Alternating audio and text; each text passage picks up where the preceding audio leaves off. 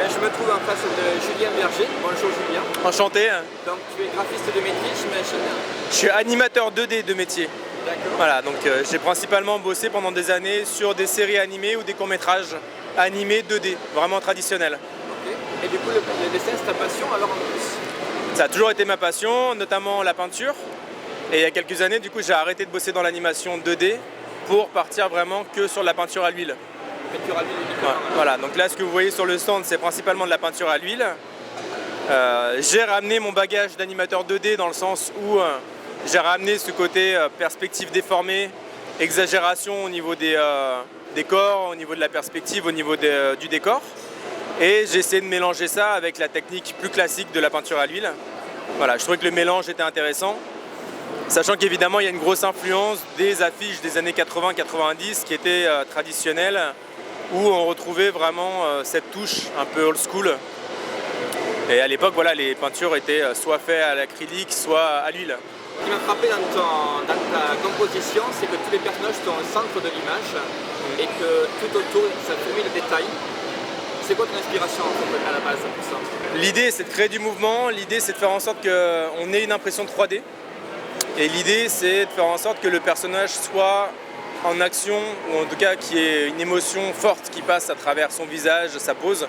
Je voulais ne pas faire la sempiternelle pose de poster où le personnage est statique face caméra ou avec un visage, on va dire, impassible. Donc l'idée, c'était vraiment de ramener de l'émotion dans une pose et de nous mettre au cœur de l'action. Donc par définition, ça veut dire que le personnage va être en mouvement, va être en train de faire quelque chose. D'où l'intérêt de mettre des props au premier plan, comme le vif d'or pour Harry Potter, comme l'almanach pour Marty. Vraiment, on comprend en fait l'action du personnage, on comprend son intention, comme dans une scène de film en fait. Et créer en fait un côté dramatique en détaillant ce qu'il y a autour pour qu'on comprenne en fait dans quelle situation il se trouve et peut-être quel danger il encourt. Typiquement, là on a l'équipe de Biff qui est en train de le poursuivre, là on a le cogneur qui est en train de suivre Harry Potter, etc. Donc ils sont dans une situation de danger, ce qui rajoute un aspect dramatique. Tout comme une scène de film où ce sera beaucoup plus intéressant si le personnage est poursuivi, tu vois. Bien sûr. Alors, il y a beaucoup de mouvements dans tes peintures justement. Et tu me disais hier que pour faire de la recherche, tu passais beaucoup de temps à trouver différents angles sur le visage d'acteur et pas forcément la bonne lumière. Ouais. Et donc après, tu fais quoi pour travailler la lumière manuellement?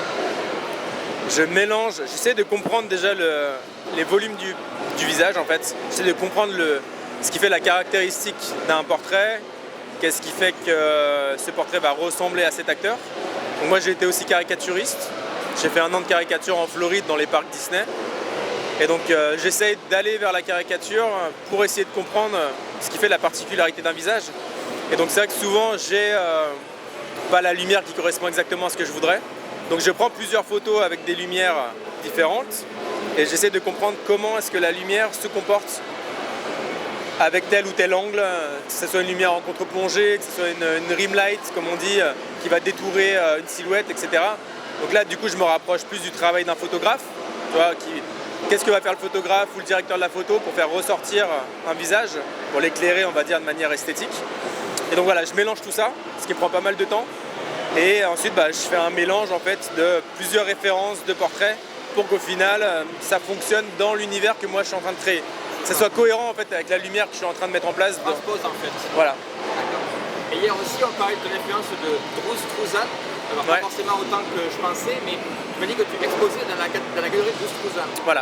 Donc la Galactic Gallery qui est au Texas représente du coup Drew Struzan. Donc Drew Struzan qui est à la retraite maintenant. Mais il y a beaucoup de ses originaux qui sont encore exposés dans cette galerie. Et à côté de ça, la galerie vit avec des expositions éphémères, on va dire. Et j'ai une dizaine de toiles qui sont exposées là-bas. D'accord. Alors justement, je me dis que c'est un grand honneur pour toi d'exposer là-bas. Bien sûr. Parce que c'est ton idole, j'imagine. Bien sûr, bien sûr. Mais c'est le boss. Notre photographe, en fait, ouais. Et il disait que justement, ce qui les inquiète un peu au début, c'est le syndrome de l'imposteur. Est-ce que toi, tu as eu ça quand tu as commencé à exposer les toiles dans sa galerie? Non, parce que déjà, justement, comme je disais tout à l'heure, mon but, c'est pas faire des posters de films. Mon but, c'est de faire une scène dynamique, mais vous verrez pas de titre, par exemple. Il n'y a pas d'espace alloué à un titre ou au nom des acteurs. Moi l'idée c'est vraiment de faire une scène cohérente, qui soit dynamique. Et donc on n'est pas vraiment dans cette démarche de poster de film déjà. Ensuite le fait que ça soit des scènes en mouvement, Drew Struzan en fait souvent il faisait des portraits très statiques. Voilà, très statiques. Après ce que j'ai pu reprendre de lui c'est le fait de mettre énormément d'éléments comme dans les affiches de Star Wars où tu vois les vaisseaux, où tu vois des personnages qui se battent qui correspondent à une scène forte du film. Donc tu vas avoir une sorte de résumé du film. Donc ça j'ai pu le reprendre en rajoutant plein de props. Et c'est vrai que moi j'essaie tout le temps de garder une cohérence au niveau du lieu. C'est-à-dire que la scène se passe ici sur l'eau. Après derrière je peux rajouter plein d'éléments, mais là on est sur la place de Hill Valley et la lumière correspond à la place de Hill Valley. Je ne triche pas là-dessus. Après je peux tricher sur ce personnage qui n'est pas censé être ici à ce moment ou ce props qui n'est pas censé être là. Mais voilà, donc j'ai peut-être pu reprendre cette idée de Drew Struzan de mettre plein d'éléments, mais on va dire qu'on n'est pas du tout sur la même démarche au niveau de la mise en scène. Tu vois. Je comprends tout à fait ce que tu veux dire. Et dernier point, je sais qu'il aime bien signer sans que sa signature se fasse sorte du tableau en fait. Et toi, je vois que quand tu signes, c'est parti du... Ouais, c'est intégré. C'est un truc que j'ai toujours fait depuis que je suis gosse et j'ai découvert plus tard que c'était typiquement sur le tableau de Napoléon. Et du coup, il a signé dans la pierre qui se trouve à côté de Napoléon, mais genre comme si c'est... Napoléon, tu veux dire? Non, quand il est sur son cheval cabré, oui, sur le rocher, il a gravé en fait son nom. Donc je trouvais ça déjà super moderne en fait pour l'époque de partir dans ce délire. Et moi je trouvais ça drôle aussi pour le côté ludique que les gens cherchent ma signature intégrée à chaque fois dans le décor. Et c'est vrai que j'ai jamais été fan aussi des signatures qui étaient posées sur une toile et qui n'avaient rien à voir en fait. Des fois même les signatures ressortent tellement qu'elles m'attirent l'œil. Donc moi je voulais vraiment qu'elles s'intègrent en fait dans le décor. C'est pour ça que celle-là je l'aime beaucoup par exemple. Tu vois, Ouais, elle est vraiment discrète là. Du coup on est vraiment sur la bouteille de Pepsi.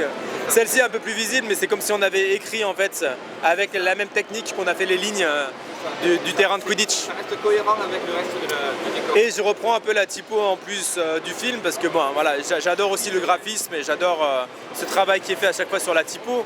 La typo ou le logo d'un film donne une personnalité aussi à une œuvre. Donc je voulais aussi garder ce côté typographique. Et en parlant de peinture historique, parle-moi de ça rapidement parce qu'elle sort celle-là. Ouais. Donc la référence, tu m'as dit, c'est des peintures Peinture orientaliste, c'est la cliente qui voulait mélanger du coup l'univers de Star Wars avec l'ambiance Moyen-Orient, parce qu'elle avait beaucoup voyagé, notamment au Moyen-Orient et au Proche-Orient. Et du coup je me suis pris de passion pour les toiles orientalistes et j'ai piqué entre guillemets des éléments de toiles orientalistes et j'avais énormément de références d'architecture orientaliste avec les arabesques, avec les enluminures. Et j'avais tellement de belles choses entre guillemets dans mon dossier qui devait avoir des milliers de références que j'ai essayé de mettre un maximum de choses. Et par définition, quand on parle d'orientalisme, on parle de détails. Donc là, pour le coup, j'avais pas le choix. Donc j'ai vraiment chargé la toile pour vraiment qu'elle soit foisonnante. Ça rend incroyablement bien et merci encore de ta présentation. Je te remercie. Merci, bonne continuation. Super, c'est très gentil. Merci.